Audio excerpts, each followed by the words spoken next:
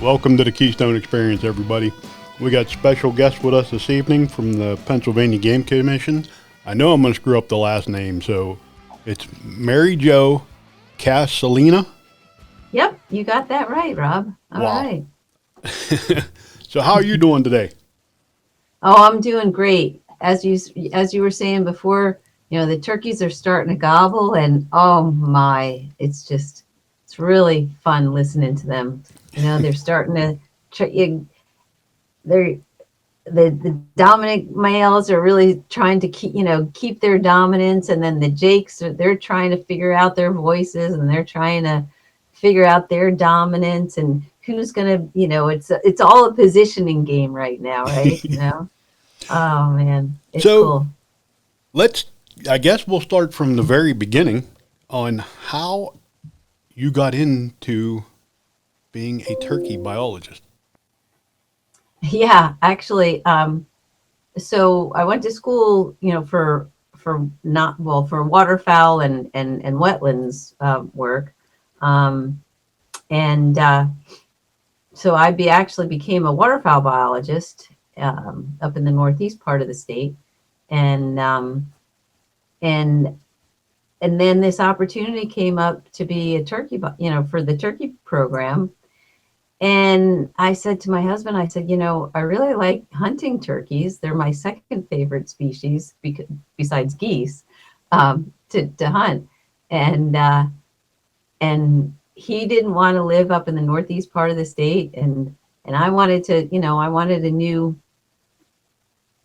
yeah, I wanted something different. I wanted a new challenge with the Game Commission, and here I am. How many years later? That was in 1999. But it all came back to, you know in in high school, in seventh grade. I wanted to work with conservation, and I wanted to be the spokesperson for wildlife because they couldn't speak for themselves. And that's pretty much the mission of the Game Commission.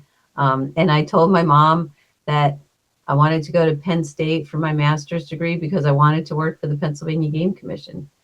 And Wow. be careful what you ask for.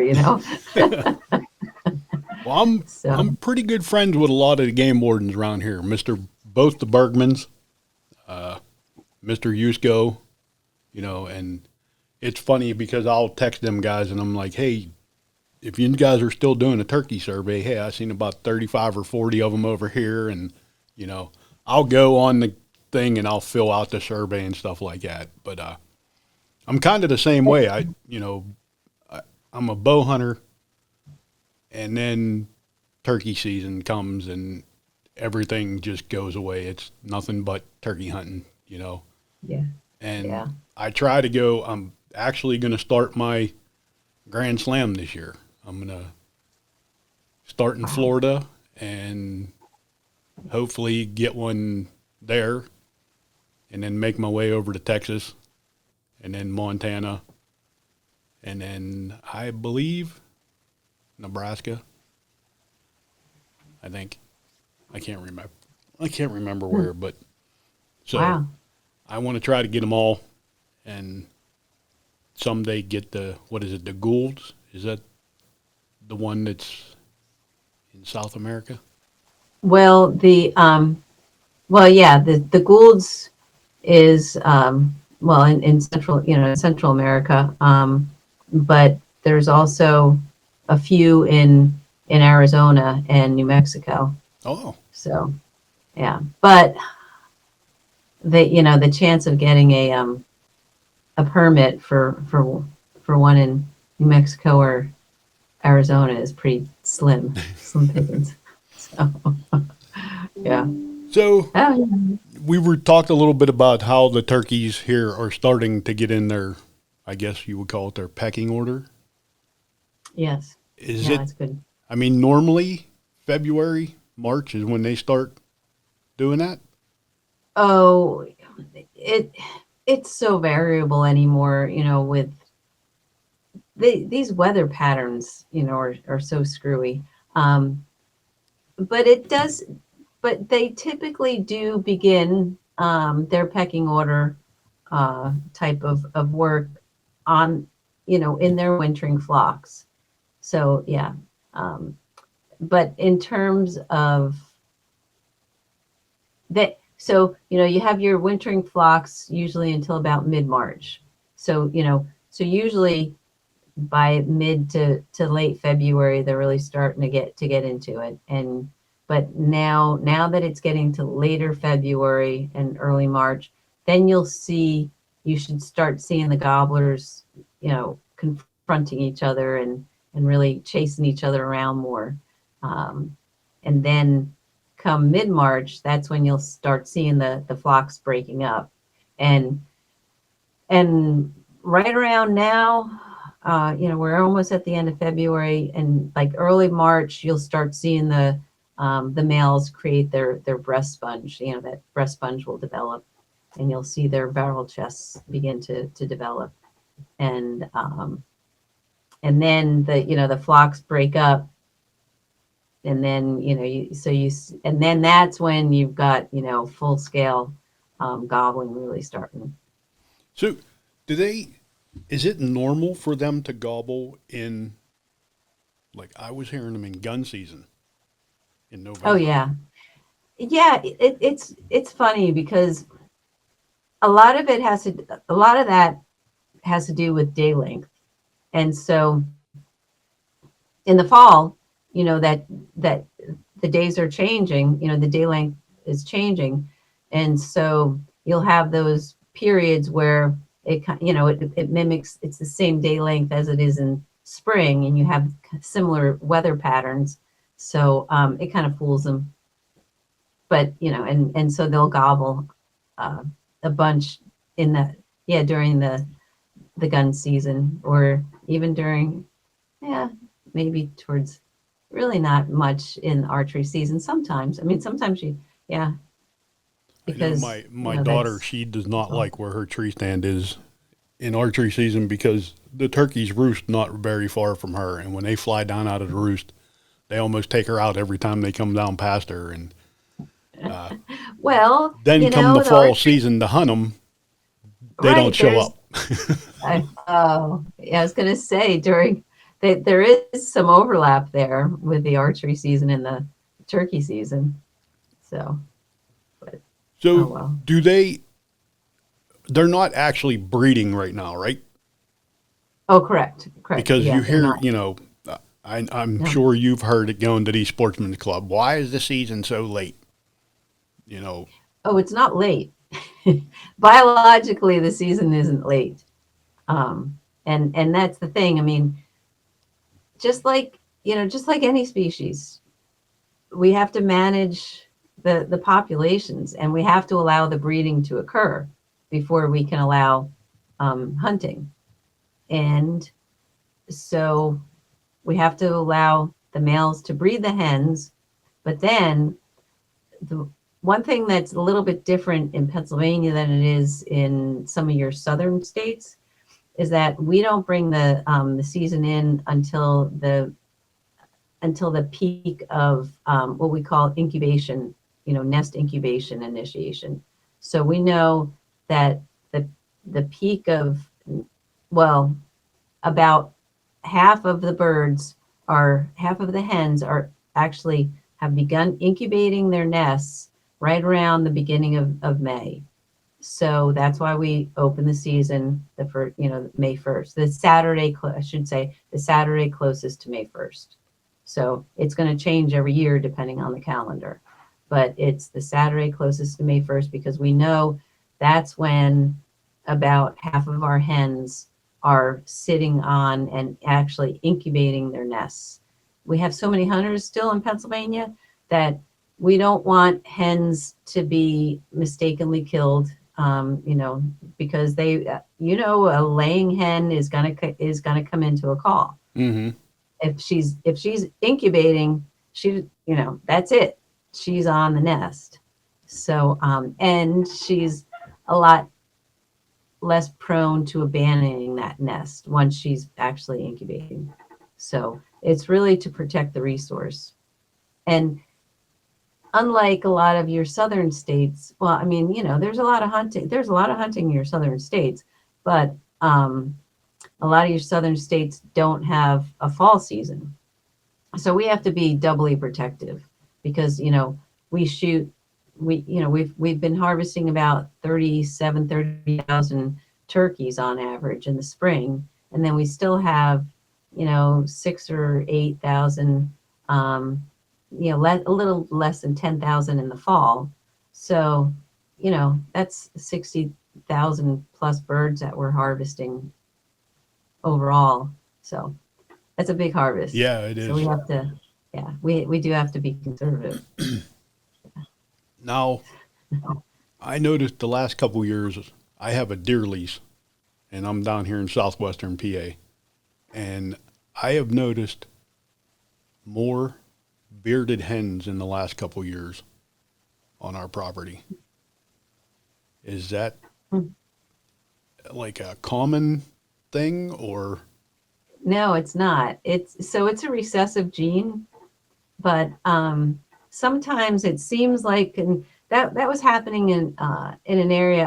I live in South Central Pennsylvania, Bedford County, and that was happening up in Huntingdon County for a few years. We were seeing a lot of bearded hens, and so it's a recessive gene, but it seems like once that, and we don't really know that much about the genealogy and whatnot, because it's not, doesn't really have that much to do with management. I mean, we allow bearded hens to be harvested in the spring just because there aren't that many of them, and we're giving the hunter the benefit of the doubt.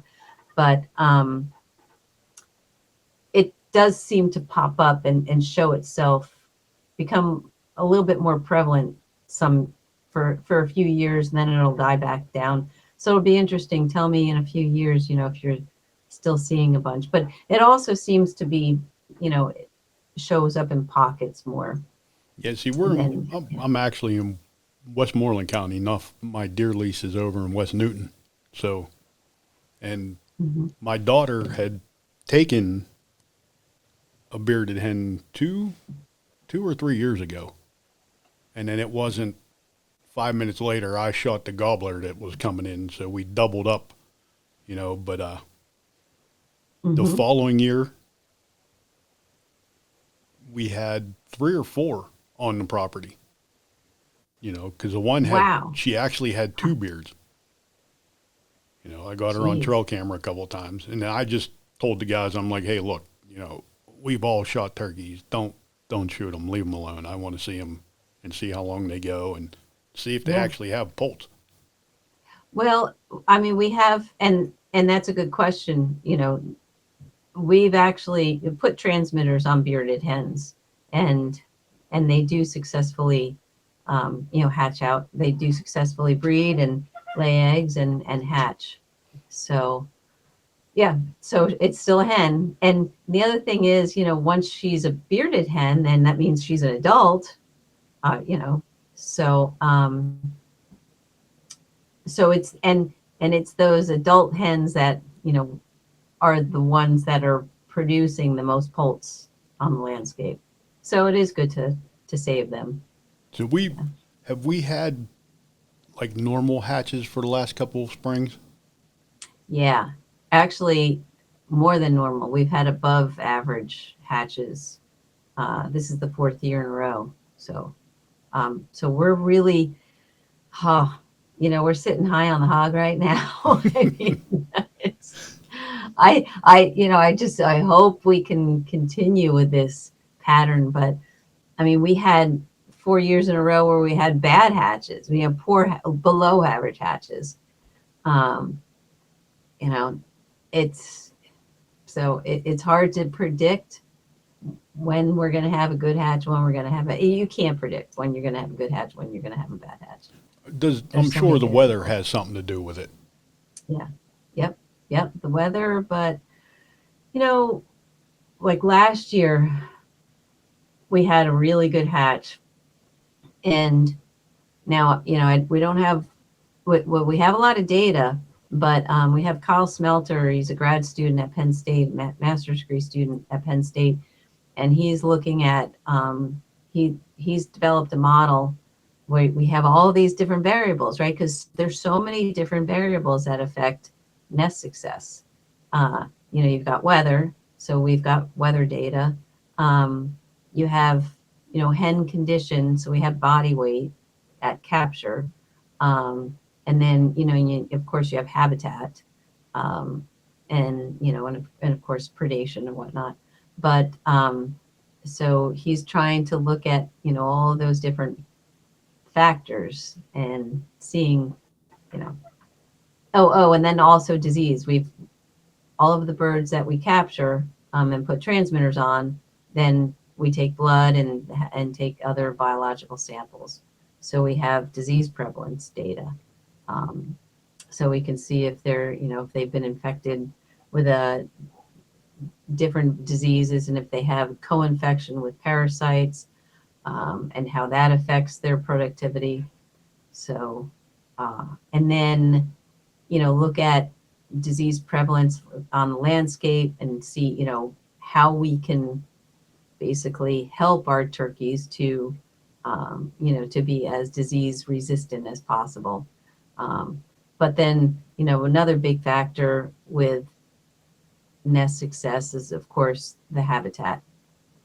If she's got good habitat, if she's got a lot of cover, because we're finding that hens that have a lot of structure, that hide their nests really well in brush, and herbaceous vegetation.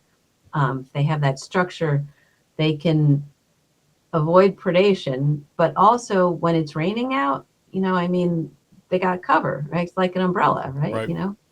And we found that, and I'm not, we haven't looked at the predation data yet, but some other studies have looked at, predation right after rainfall or during, intense rainfall events.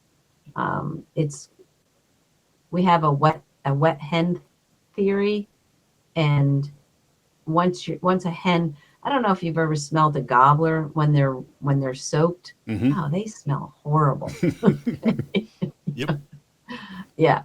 So I mean, I've walked in the I was skiing.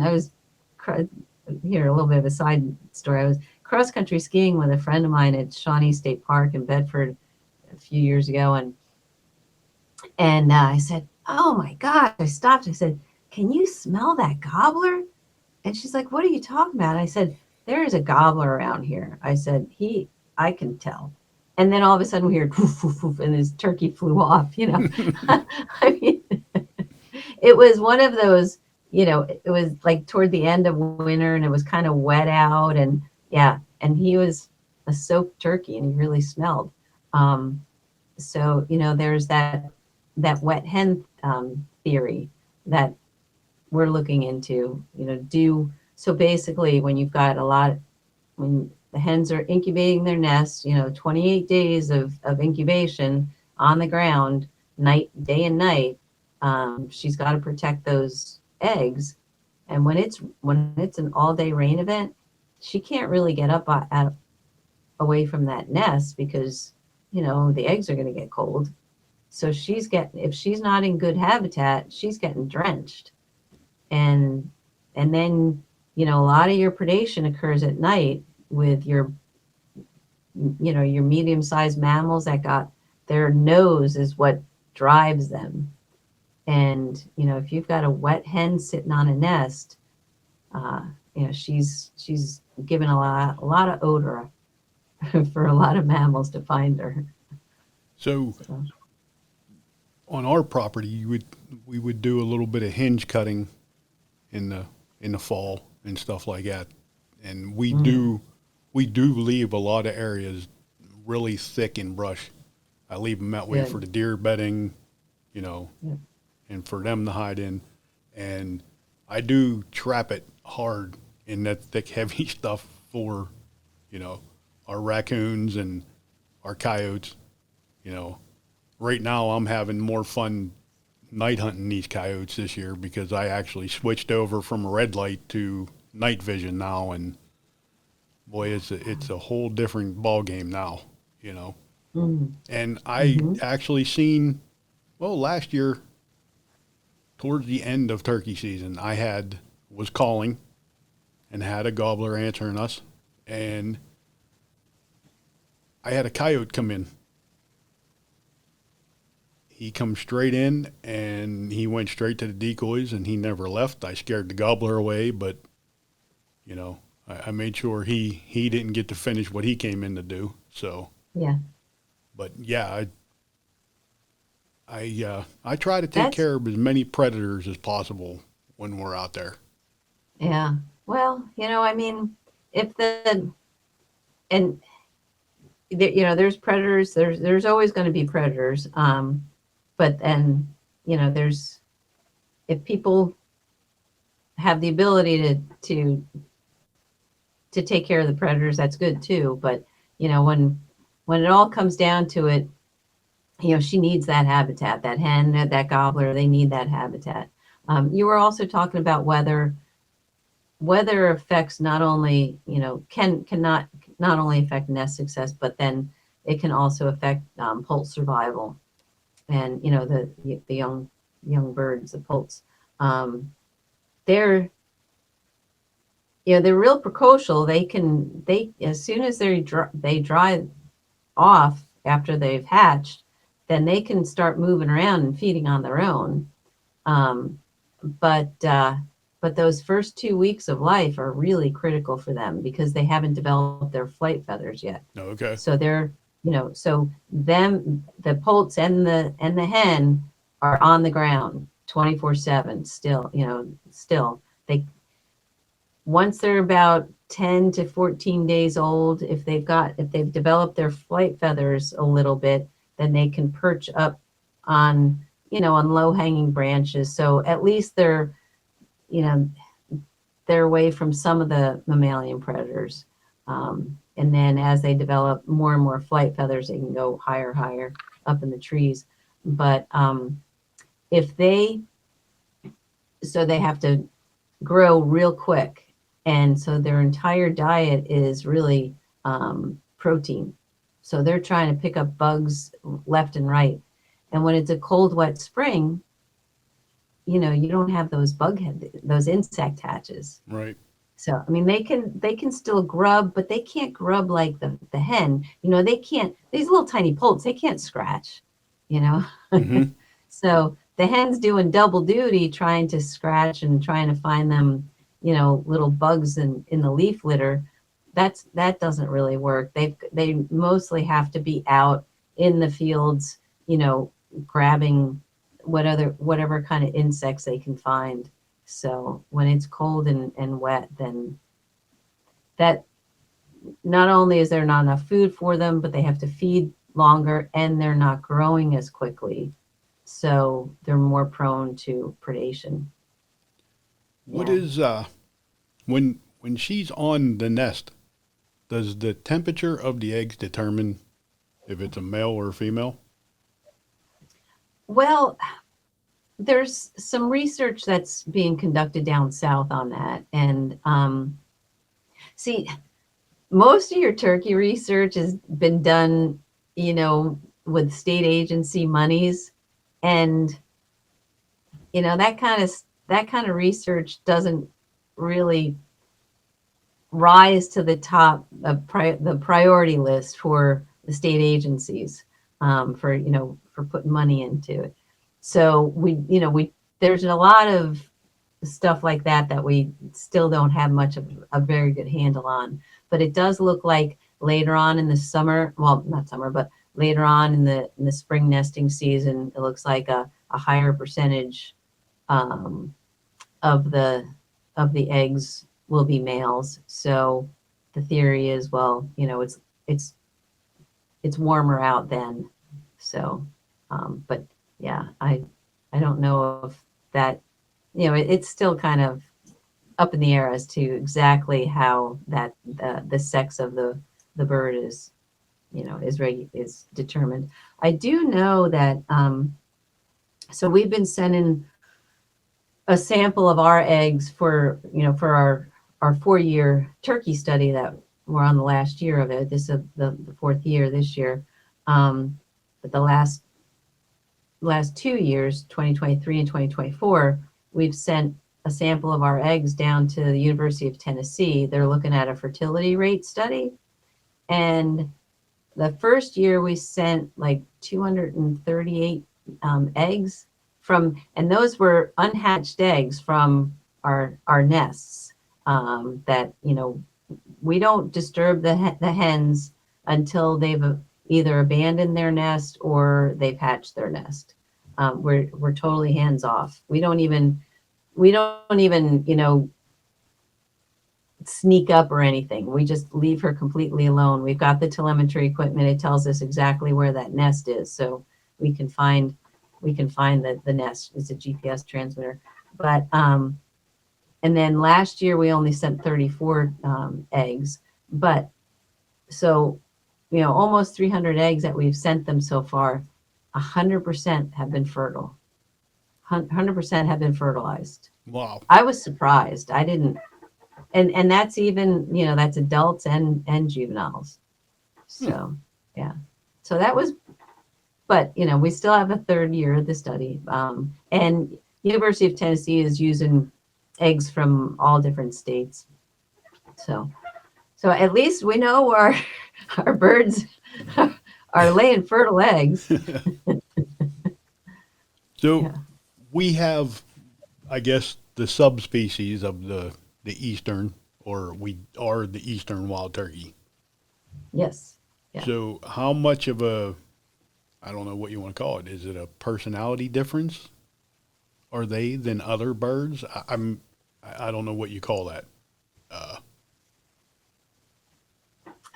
Yeah, behavior. Yeah, I would, yeah, I would, we usually just refer to it as their behavior. Yeah, they definitely seem to be more high strung and more cautious, um, than your Rios and your Merriams. Oh, you'll be finding out there, Rob. Have you ever hunted at anything besides the Eastern? I hunted down in Florida for the Okay, for the Osceola. yeah, the Osceola, and it frustrated me more than the Eastern did because that, I don't know, them guys told me those birds are really quiet, and they weren't Yeah, kidding. They weren't kidding. They gobbled once or twice in the morning, and that was it.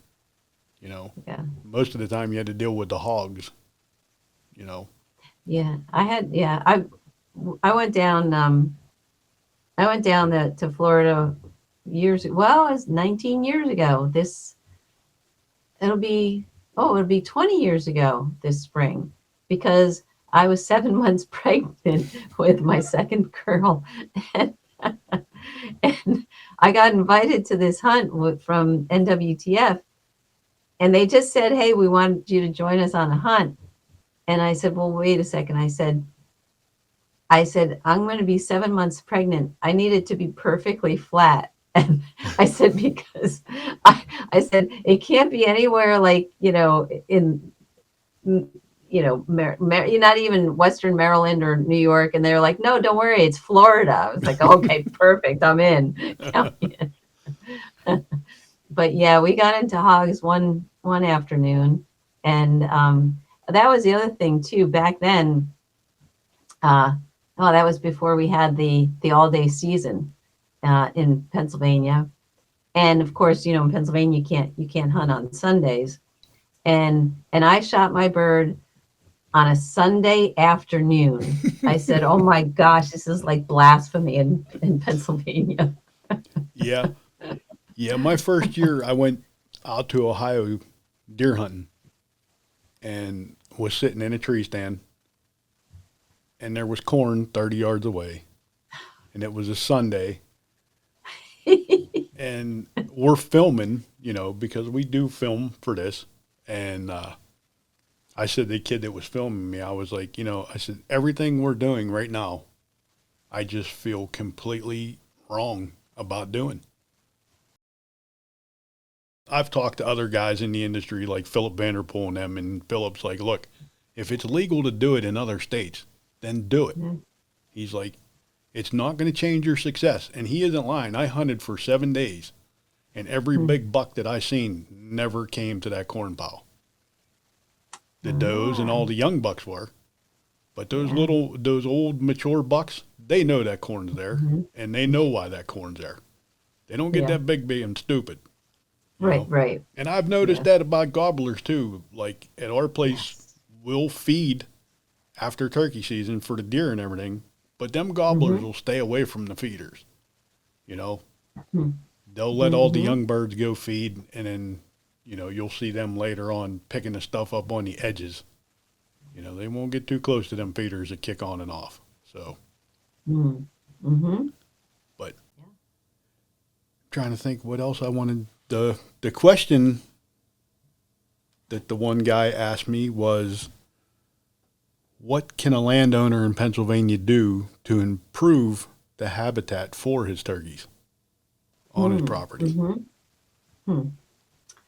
Well, it all depends on what kind of property you have. But I mean, the ideal turkey habitat is a little bit of this and a little bit of that all next to each other, So, so we we've said, typically 60% wooded and 40% scrub agriculture mix. The ideal is just to have it all right there, so you want your big trees so that they have good place to roost, but also, they have some nuts, whether it's, acorns or, cherries, depending on where you live, or beech, depending on, what part of Pennsylvania you live. Um, have a variety of different oaks. I'm always thinking oaks because I'm in central PA. Um, having have a variety. So your wood lots should be a variety of different species. And but then within your woodlots, you also want to have some some horizontal structure, right? You don't want to be able to just look straight, 100 yards through your open timber, um, because predator is going to find the turkey immediately. Mm-hmm. So you won't have any turkeys living there. So so you want, if you have create some down. If you don't have any timber that's down, just cut a tree here and there. But usually Mother Nature takes care of that with windstorms and whatnot. So keep that horizontal structure there, whether it's from downfalls, and you can do that yourself. You can cut trees yourself, but and then allow some of that sunlight in there so you can have some of you know, your bushes growing, whether and hopefully have native species growing. If you have a lot of, autumn olive that's starting to pop in, or Japanese, or barberry, Japanese barberry, get rid of that stuff. That stuff is not good for turkey nesting. We've Kyle Smelter at Penn State's finding that, these exotic non-native species, hens aren't well hens aren't as successful nesting in those exotic areas where there's the natural vegetation. The native vegetation is better. If it's a bramble of berry, of raspberry, blackberry bushes, oh, that's great. Those are fantastic for turkey nesting, but just for having some cover. And then, of course, have those woodlot areas grade into, whether it be agricultural areas or even hay fields, um, something where there's going to be a lot of insects that can grow, that can live. Um, we like to have at least 1 to 2 acre openings, and don't have them in a square pattern. Have them, if you can, have them have the shape a little awkward. Just so simply, like if you're in a square opening, and if you're a predator, you can look straight down that edge and see anything. Mm-hmm. So basically it's just trying to, look at the landscape and seeing what a predator is going to see, and then seeing what a turkey is going to see. If you can see straight across your field, then that's not good for a turkey to survive.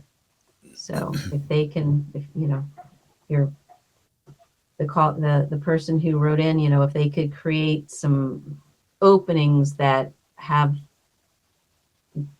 don't have any straight edges, then that would be really good. And then have that soft edge, like you were talking about, what you do.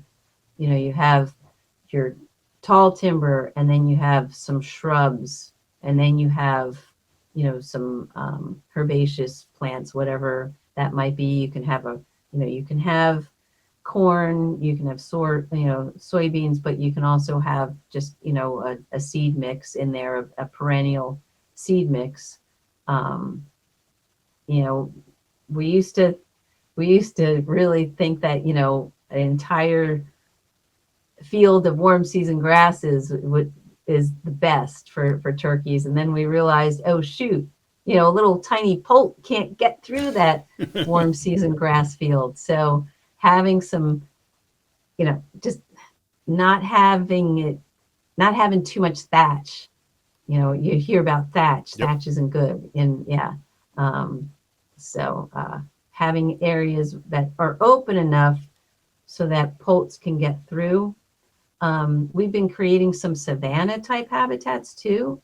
So you can allow some trees to grow up in your fields, so that, um, or even just bushes too. Basically, you just want to have some kind of structure where, your turkeys can run and get catch some cover, from avian predators. So I'm not talking about letting tall trees grow. I'm talking, short trees that a turkey can get away from the open field and sneak into some cover. Because yeah, hawks can be pretty devastating as well. Yeah, we got a So bunch of them around here. A whole yeah, bunch of hawks. yeah, yeah, And yes. what I guess what is the major predator of an adult wild turkey?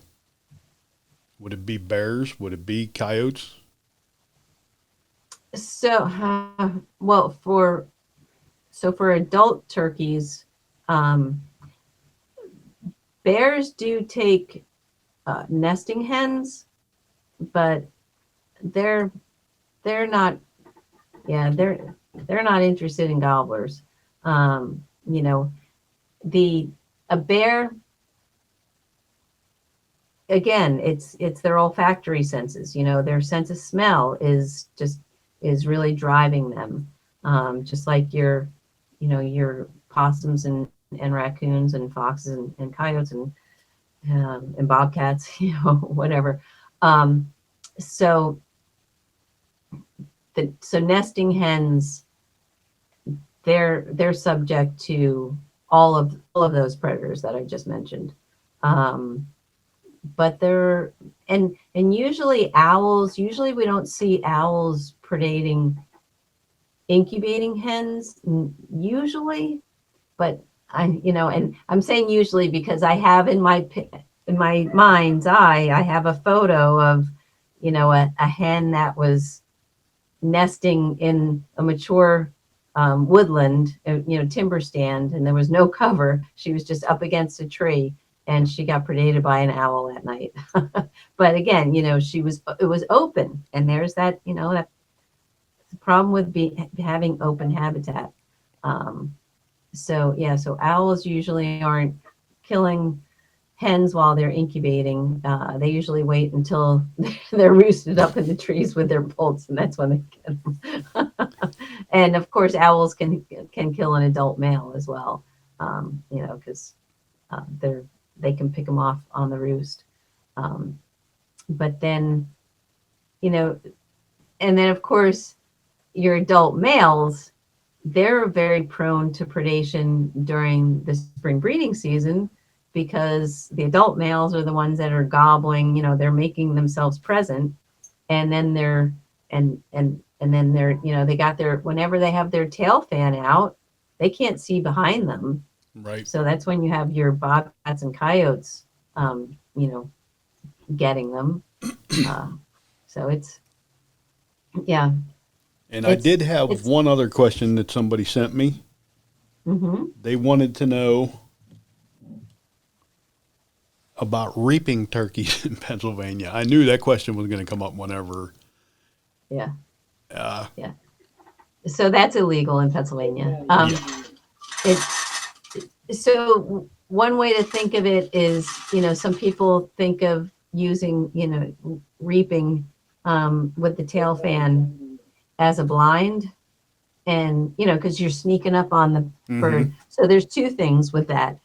First of all, a blind in Pennsylvania has to have four sides and a roof, and it has to be, of course, man-made material. Mm-hmm. So it has to completely conceal the hunter.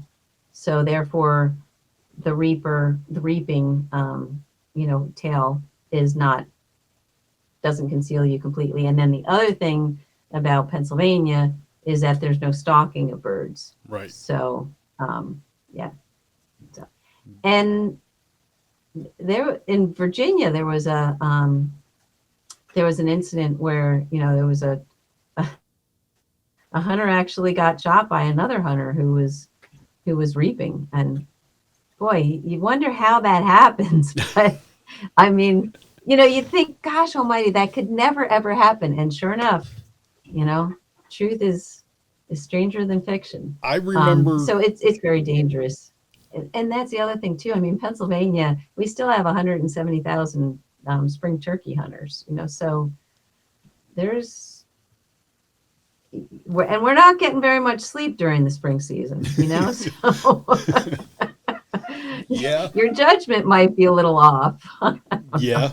I can remember when I took my hunter safety course back many years ago, the video, and they showed the guy sneaking in on somebody calling, and then the guy, being shot. And that plays in my head every spring when I go out there. I mean, I hunt on my own property, my own lease, but I do occasionally go out and hunt on public land, and it really, really plays in my head that, is this guy that's out here, is he going to sneak up on me, or are they going to, do what they're not supposed to do? And, it's something that we all need to pay a little more attention to. Yeah, we hear that gobbler going off. Don't try to go to that gobbler. Try to get him to come to you as much as you can, Yeah. Yeah, and, for sure. I mean, yeah, we're trying to defeat Mother Nature by trying to make him come to the hen, but, yeah, it works. Yeah. I mean, 37,000 turkeys a spring in Pennsylvania. Yeah, it works. We last year was over 39,000 harvested in 2024. So yeah, it definitely works. But it's funny because you said that you hunt on private land, and that I hunt a lot of private land as well. I hunt wherever. I've usually found more hunters trespassing. Well, yeah, of course they're not trespassing when they're on public land, but I've had, just, I guess I have just as much problem with private land than I do with public. And the only time I ever got shot at, was on private land. I was on my friend's. Now I was a guest on my friend's hunting club property, and we were together, and we had a hen decoy out. It was the last day of the season, by the way. It was the last week of the season. I don't know if it was the last day. We had a hen decoy out, and some guy, I don't know if you could call him a hunter, but anyway, he's snuck onto the property. He wasn't allowed to be there. It was posted, and he shot at my hen decoy, and the pellets, thankfully, and none of them lodged into me, but the pellets went all around me.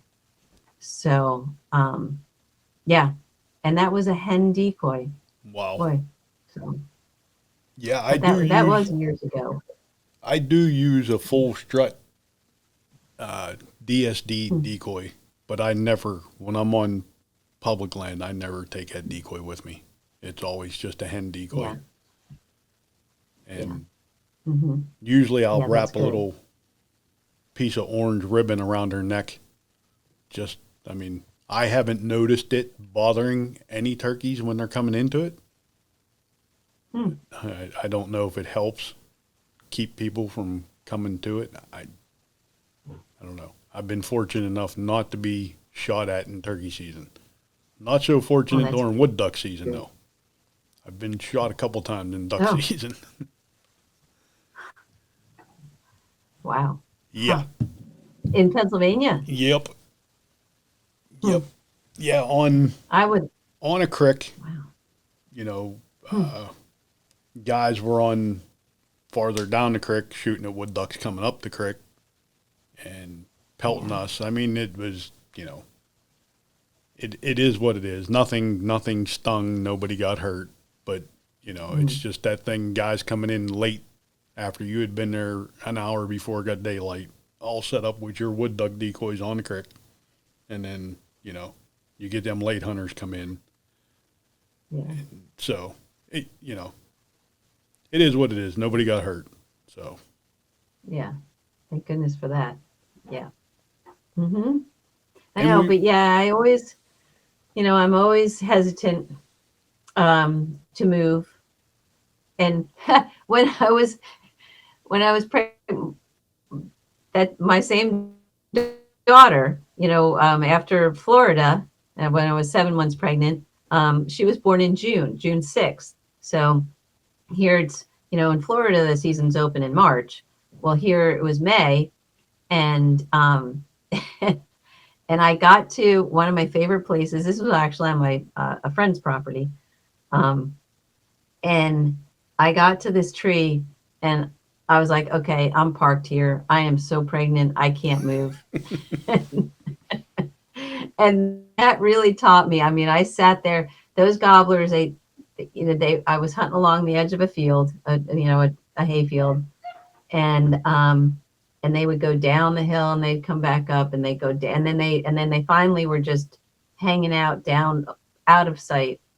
And I just stayed there for, I don't know, it was probably an hour and a half, 2 hours maybe. And I couldn't go anywhere because I was too and those birds came back up. And I thought, wow, I've always told myself I have to be patient. And that really taught me. It couldn't have been 2 hours. I don't know. It was probably at least an hour and a half. But there was one turkey that I called him in for 2.5 hours, though. Boy, my butt was sore after that. But um,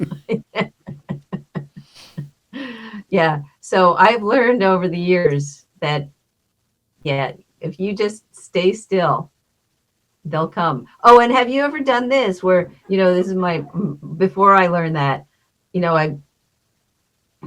I try to call a gobbler out to a field. So, you have your decoy out in the field, and then that darn gobbler stays behind you in the woods.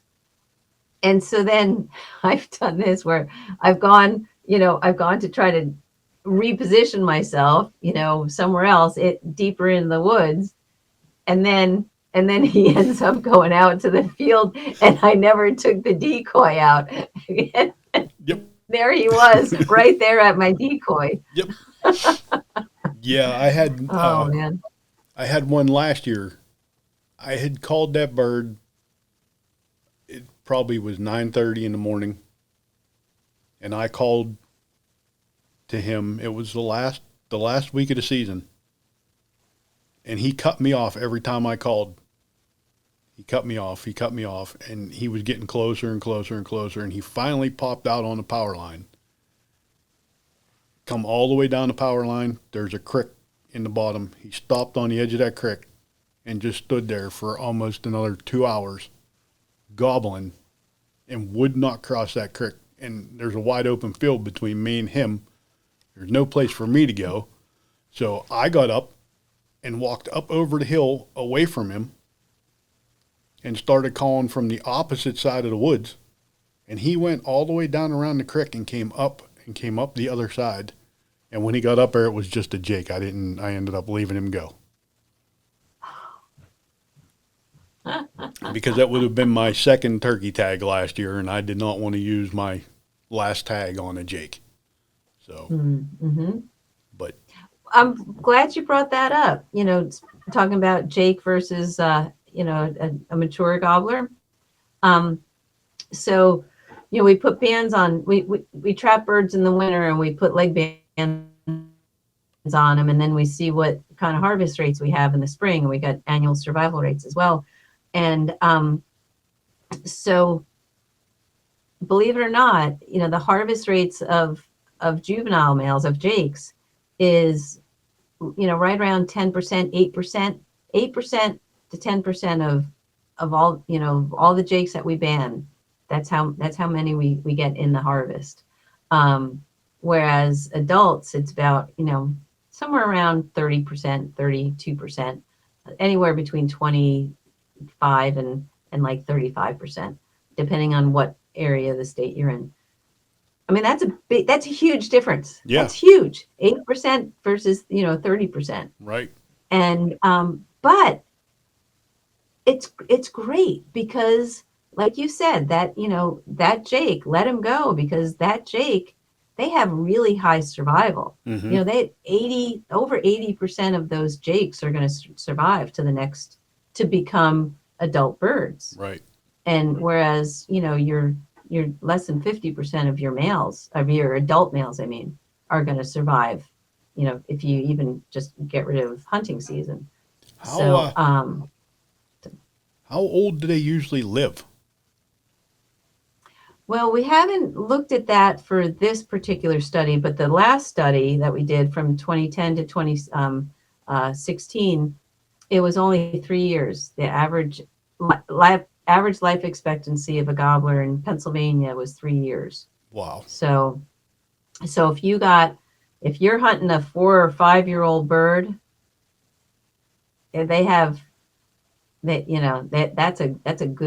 that's a long bird. That's a long-lived bird in Pennsylvania. Yeah. If you get I think the oldest harvested bird, the oldest banded harvested bird that we've had so far was a 9-year-old bird Wow. 9-year-old male in Pennsylvania. And what is like the average weight for those guys when they get that old? Do they 25, 26 pounds? No. So we're looking at weights right now, and it's different because we're weighing them when we're captured in January, February, March, and usually, so you can't really, it's different, and we don't ask hunters to weigh their turkeys in the spring. Mm-hmm. But usually, your 2-year-old birds are going to be between 15 and 17, 19 pounds. And then your 3-year-old birds are going to be 20 pounds. Your 4-year-old birds are going to be 22, 23 pounds. Is really, really big in Pennsylvania. So if you know somebody who's gotten a bird that's more than 23 pounds in Pennsylvania, I've weighed mostly all mine, and they're usually right around 18 to 19 pounds is what I've come up with most of mine. Mm-hmm. Mm-hmm. Yeah. And I don't think I've gotten a set of spurs any bigger than an inch and an inch and an eighth, I think, is my biggest set of spurs.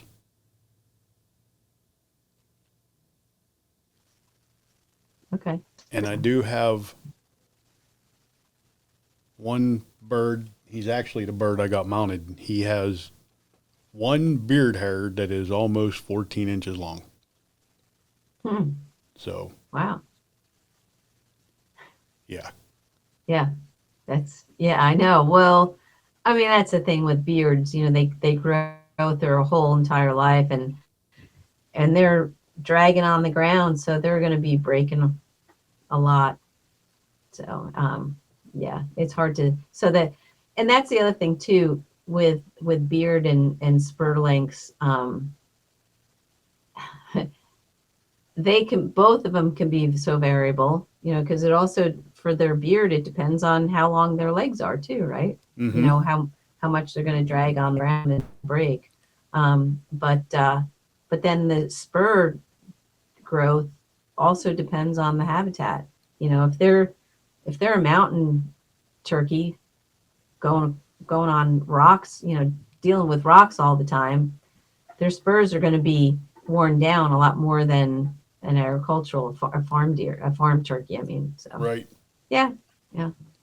Well, So once, go ahead.